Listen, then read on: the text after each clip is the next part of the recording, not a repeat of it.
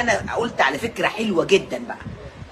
انا دلوقتي 4 عائلات جايين لي، عيلتين جايين لي، 2 جايين لي، نقسم الليله، كل واحد يجيب طبقين معاه، ومش عيب خالص على فكره.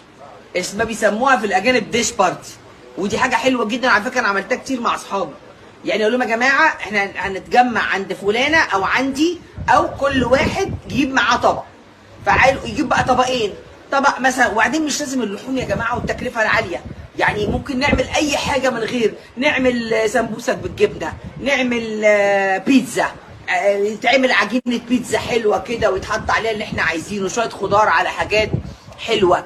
في حاجات كتير. احنا بنعمل كشري، ده انا بموت في الكشري والله العظيم، ده لو كشري انا اجي لكم جري. عايز اقول لكم طبق إيه، بس هو بيتخن، هو دي النقطه بس يعني يوم. اقول لك على حاجه. خليك يلا خلي اللايف ضيق وتدخل الاوضه بسرعه، هتحرم على الترابيزه ولا حاجه. ليه في حاجه؟ كشري؟ ما تقوليش في كشري. طب يا جماعه هخش بسرعه اجيب حاجه، خليكم معايا اشوف ايه اللي هي حطاه لي جوه ده، ولو كشري هاكله قدامكم دلوقتي. على الترابيزه بس.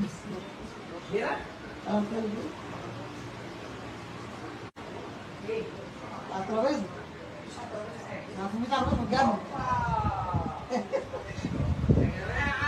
شفتي احلامي بس احلامي. لا ده انا حلمت، استني فين المعلقه؟